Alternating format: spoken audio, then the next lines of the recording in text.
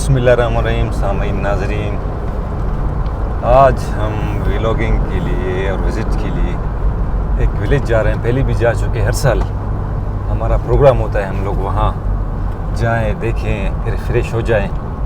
तो आज फिर हमारा इरादा है कि वहाँ जाएं।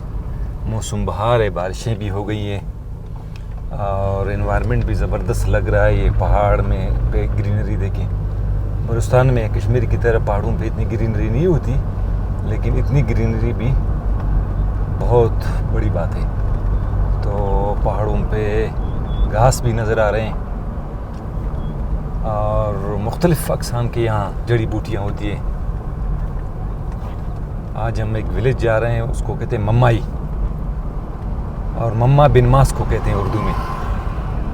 बिराहुई में मम्मा बिन मास एक जंगली जानवर होता है। तो वहाँ जा रहे हैं। फिर जब मम्माई पहुँचेंगे उसी निस्बत से इसका नाम पड़ा है। हो सकता है माजी में इन्वायरमेंटली ये काफ़ी रिच एरिया रहा है, तो फिर इसकी निस्बत ये मम्मा क्यों इसका नाम मम्माई रखा गया है।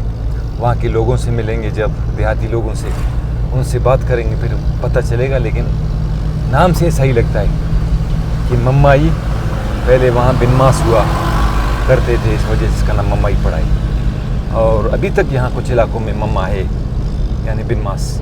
जिस तरह कर्ख हमारा बल्लों के 3 साल पहले उसकी निशानदही हुई है, लोगों ने इनको अपनी आंखों से देखा है। और इसके अलावा खटन ये इलाका है, मीर अखलाक खिदरानी का जो इलाका है, वहाँ से भी 3 साल कबल लोगों के कहने के मुताबिक वहाँ एक उन्होंने मम्मा देखा है। तो अभी तक बलूचिस्तान बहुत स्पेशीज़ के लिहाज से रिच है, बहुत बड़ा वास्ट एरिया है। मुख्तलिफ़ फ्लोरा फाना यहाँ पाया जाता है और मुख्तलिफ़ दरख्त आपको नज़र आएंगे, मुख्तलिफ़ जड़ी बूटियाँ नज़र आएंगी। इन्वायरमेंट भी हर जगह मुख्तलिफ़ आपको मिलेगा।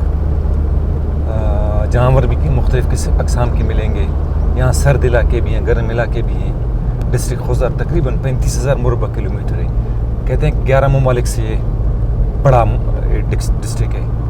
तो आगे जाएंगे जब मम्माई, रास्ते में लोग मिले, जिस तरह चरवाहे या देहाती लोग, हो सकता है उनसे भी हमारी मुलाकात हो जाए, उनसे गपशप हो अपनी लोकल लैंग्वेज बिरावी में। तो अब हम वहाँ रवा दवाएँ। मम्माई असल में विलेज सासुल में है। सासुल एक देहात है। इसका नाम इस वजह से पड़ा है कि साए को कहते हैं। सोल जो है ओलिव ट्रीज़ को कहते हैं। यहाँ ओलिव ट्रीज़ को ख़त कहते हैं बिरावी में। तो यहाँ बड़ी मिक़दार में पाए जाते हैं पहाड़ों पे। पहले बहुत हुआ करते थे, अब डिफॉरेस्टेशन की वजह से, दरख्तों की कटाई की वजह से इनकी तादाद कम हो गई है। तो पहाड़ों के ऊपर अभी तक ये दरख्त पाया जाता है वाफिर मिक़दार में। और तो इस वजह से कहते हैं कि यहाँ ये गुज़रगा रहा है ईस्ट से वेस्ट की तरफ, मुख्तसर शॉर्टेस्ट रूट है। तो यहाँ से खुजार सिटी से फिर सासोल आ जाता है ईस्ट में। उसके बाद फिर मूला शुरू हो जाता है। मूला से जलमगसी, जलमगसी से फिर सिंध, सिंध के बाद पंजाब, पंजाब के बाद इंडिया। तो ये काफ़ी शॉर्टेस्ट रूट रहा है और लोग इसको इस्तेमाल करते रहे। पहले लोग यहाँ पैदल जाते थे, ऊँटों पे, गधों पे। तो जब यहाँ से काफ़िले गुज़रे थे, तो कुछ कहते हैं कि काफ़िले के लोग आगे गए थे, कुछ पीछे रहे थे। उसके बाद जब वो बाकी वहाँ जाके जो पीछे रह गए थे, वहाँ पहुँचे थे, तो उन्होंने उनसे हाल हवाल किया था कि आपका सफ़र कैसा रहा। तो उन्होंने कहा था कि भाई सासुल। तो कहते सासुल क्या है, कहते हैं कि वहाँ से हम जब थक गए थे, दरख्तों के नीचे जो ख़त के दरख्त थे, ओलिव ट्रीज़ के, वहाँ जैतून, जंगली जो जैतून होती है, वहाँ लोगों ने हमें लूटा था। तो जगह का नाम उन्हें मालूम नहीं था। हो सकता है सासुल से पहले इसका नाम कोई और हो, तो इस वजह से इनका नाम सासुल पड़ा था कि वो जगह जहाँ साए हुआ करता था और हम दरख्तों के नीचे बैठे हुए थे, डाकुओं ने हमें लूटा, तो इस वजह से इसका नाम सासोल पड़ा।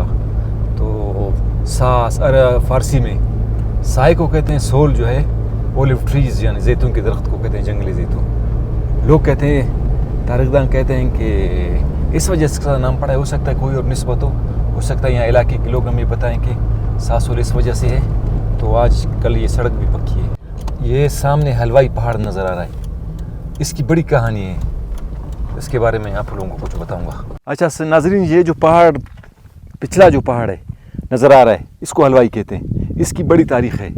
तारीख़ ये है कि मलिक चप के हवाले से भी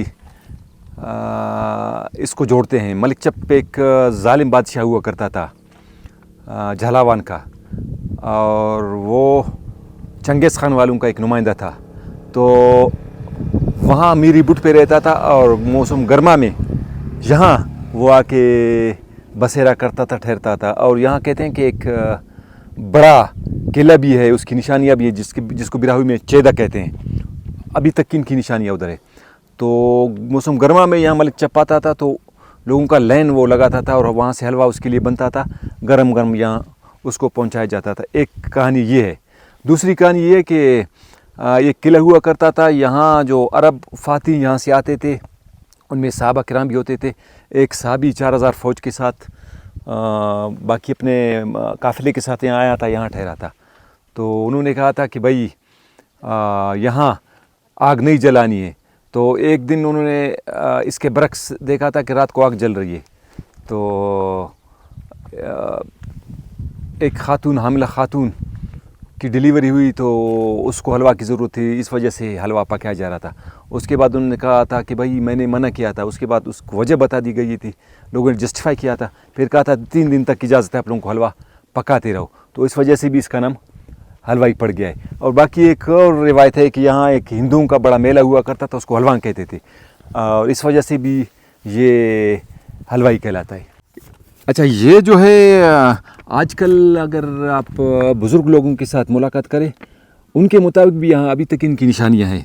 और इस हलवाई पहाड़ के बारे में एक अंग्रेज़ हिस्टोरियन है बहुत मशहूर, उसका नाम है एडवर्ड थॉरनटन।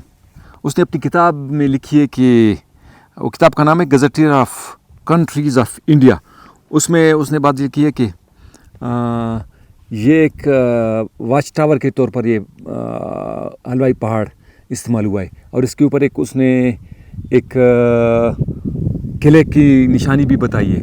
और उन्होंने ये भी अपनी किताब में लिखी है कि तारीख़ी किताब में कि यहाँ एक बड़ा ज़लज़ला आया है, उस ज़लज़ले में वो किला तबाह बर्बाद हुआ है। और तारीख़ उसने नहीं लिखी कि किस सन में। बहरहाल ये बहुत तारीख़ी पहाड़ी है इसके बारे में। और यहाँ से आप चढ़ें तो आपको ज़ीदी विलेज नज़र आएगा, हो सकता है मूला नज़र आ जाए, खुज़ार बिल्कुल साफ़ साफ़ नज़र आ जाता है, खोड़ी नज़र आ जाता है, आसपास हो सकता है बागबान भी नज़र आ जाए। तो ये वाच टावर के तौर पर इसके बड़े बड़े लोगों ने इसको इस्तेमाल किया है कि दुश्मन दूर से नज़र आ जाए।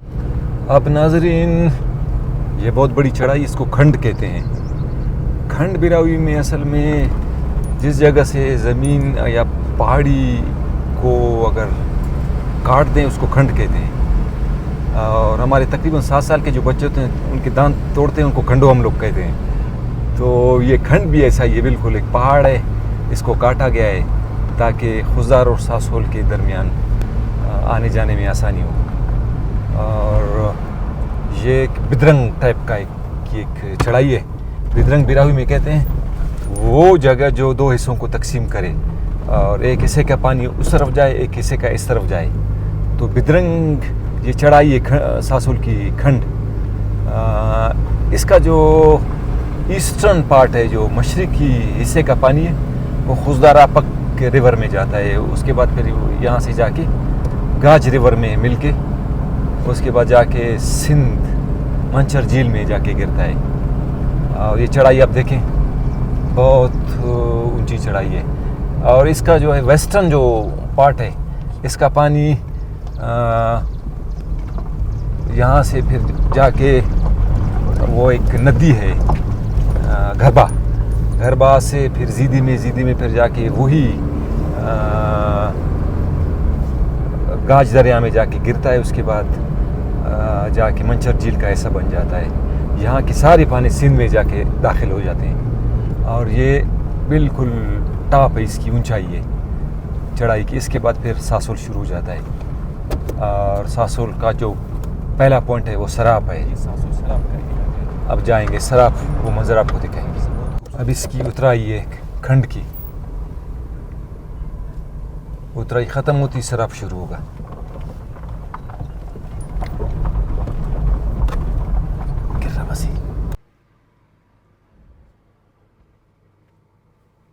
ये हम जंगली इलाके, यहाँ गिरगिट भी खतरनाक पाए जाते हैं। एक गिरगिट इधर है, ये बड़े खतरनाक होते हैं गिरगिट। ये भी हमारे इसमें एनवायरनमेंट का हिस्सा है। देखें, अगर करीब जाऊंगा हो सकता है मुझ पर अटैक करेगी। बड़े डेंजरस होते हैं जो नहीं, ये जंगली होते हैं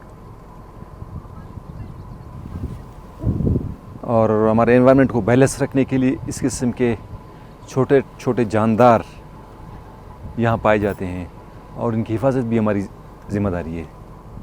बहुत से लोग इनको मारते हैं, मारना नहीं चाहिए। चाहे सांप हो, चाहे बिच्छू हो, चाहे गिरगिट हो, ये सब एनवायरनमेंट के हिस्से हैं।